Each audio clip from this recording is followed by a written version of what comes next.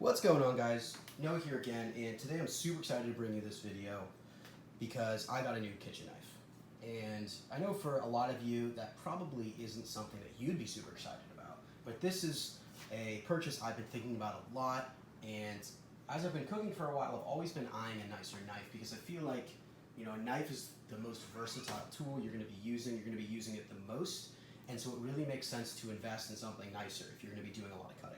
So this knife is from JapaneseChefKnives.com, and obviously it is a Japanese knife. As I'm sure a lot of you can tell, this does not look like the normal knife you might find in your mom's knife drawer. And I wanted to tell you a few kind of key differences between this and, you know, a normal kitchen knife, and then walk you guys through a little bit of cutting with it. So what are the big things to know? First of all, the material. This is not made of stainless steel. It's made of something called carbon steel, which is actually what most knives were made of prior to fairly recently. So just to give you guys a comparison, this is a stainless steel knife I have in my kitchen. This is a European style chef's knife. And some of the main differences will start at the bottom. So with the handles, this handle is a European style handle. It's curved, it fits in your hand very nicely, but it's somewhat bulky. This is one of several Japanese style handles, and this is a rounded handle. I believe it's an oval shape, as you can see right here. And sometimes they have octagonal shapes or even more of a curved D-shaped type handle. This is wood with I believe this is just a plastic bolster.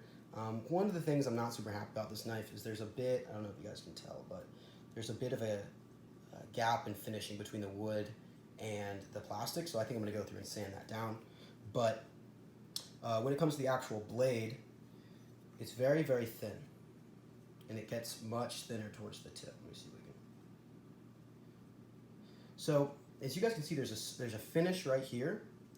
There's a finish right here, and then below, there's no finish right there. And as you can tell, it's starting to get kind of this rainbowy, cool blue-purple color. That's called the patina. And on carbon steel, that's actually a protective layer that's going to form to help prevent rust. A couple of the key things to note with this knife is you really have to take a little better care of it than with this knife because it does not have the chromium and the steel here. That's what makes it stainless. And so when you're done using this, it's pretty important. Make sure you dry it off, clean it off nicely. I usually just wash it off with water, take a paper towel, rub it down to make sure there's no extra water on here that's going to make it rust. So in total, this knife costs about $106. It shipped from Japan very quickly. And I chose it for a couple of reasons. First of all, I didn't want to spend a crazy amount of money. I felt like $100 was, you know, while sounding semi-steep, you know, if you're not someone who's used to spending a lot of money on kitchen appliances or supplies, that could seem very expensive. But I'm planning on having this knife for a very long time, so I think it's a pretty worthwhile investment. So let's talk about how this thing actually works. This thing's a beast. Frankly, it cuts really well. The thinness of the blade lends itself to chopping and slicing very easily. And it seems pretty hard. I've only sharpened it up a little bit. It didn't come hair-popping sharp from the factory, so I just ran it on my 6000 grit whetstone a few times to just hone the edge a little more. And this thing slices like crazy. It's held the edge pretty well. I don't know if you can see from here, but there's a couple small burrs that look like they've developed right around here. Not a big deal, but this is a knife that you want to take care of. So I wouldn't recommend getting a nicer knife if you aren't prepared to be able to take care of it, meaning sharpen it and make sure the blade is staying in good shape. I have a couple whetstones, and I'm going to make another video soon taking you guys through some more knife care with this thing, but I just wanted to give you a brief overview and kind of show you guys some of the neat things about this. So I think that's enough about that. Let's get into some chopping. No knife video would be complete without actually showing you guys how it works, because really that's what matters at the end of the day, how it feels in your hand, how it works. And so I'm just going to take you guys through a little bit of cutting. I'm making a little Israeli salad for lunch here, and I figured this would be a nice thing to show you. So tomatoes are always something you'll see people cutting on knife videos because they're hard to cut. So if your knife is flying through tomatoes, you know it's pretty sharp.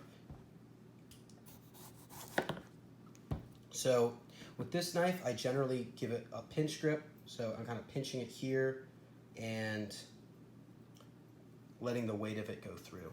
So this tomato will just cut out the little core. I'll show you guys how it slices.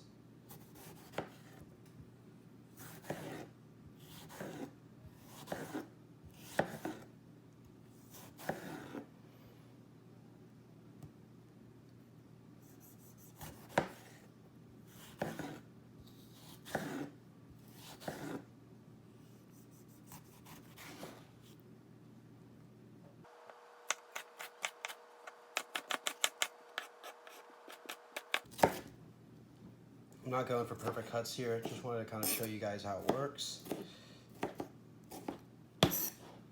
So there we go. Just like that, we have our tomato. Now we're gonna go back for our cucumber.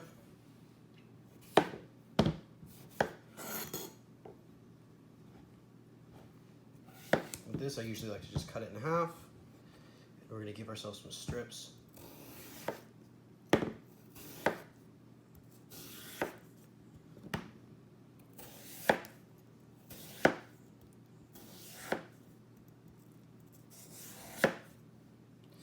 Then we're going to take these guys and we're going to make them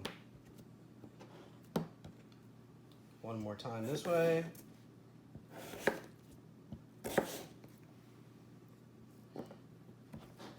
And then back this way.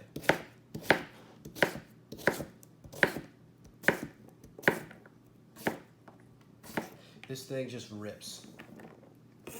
The blade digs in really easily to whatever you're cutting. Slides through pretty effortlessly. You don't have to use a lot of weight to get through it. It's honestly just fun to use, frankly. Makes cutting fun.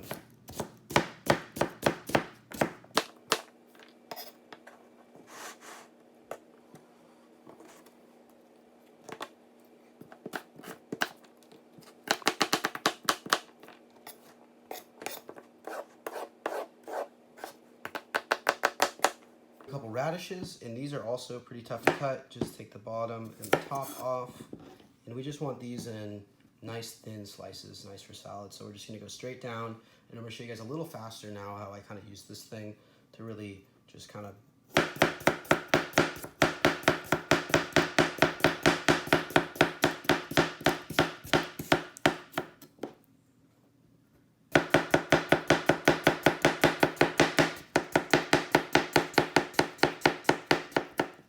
So, I'll show you guys some of these slices.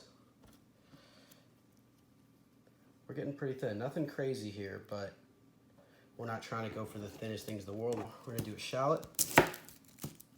Take off our peel, basically the same thing as cutting an onion. Take the wrapper off first. And we're going to do these kind of similar to the radishes, very thin slices. We just want them to be nice and easy to eat in the form of a salad. I find when you cut onions or shallots, that's really when you're testing your knife because they're soft. They're hard to cut well. So again, I'm going to do kind of a fast chopping like this, using my hand as a guide, pinching it. I'm going to do another more in-depth knife skills video later, but I just wanted to show you guys a little bit of function.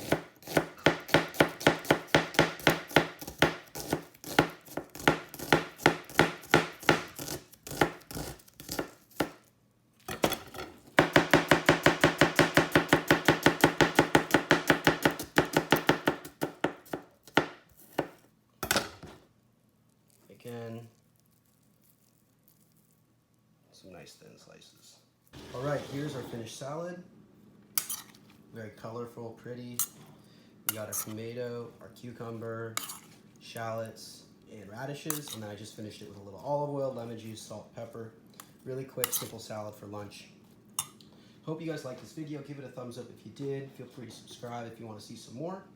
And I'm going to be coming out with more videos using this knife soon, doing some more in-depth kind of walkthroughs of, cutting different vegetables and meats, and really showing you kind of the more intricacies that you can do with a nicer knife.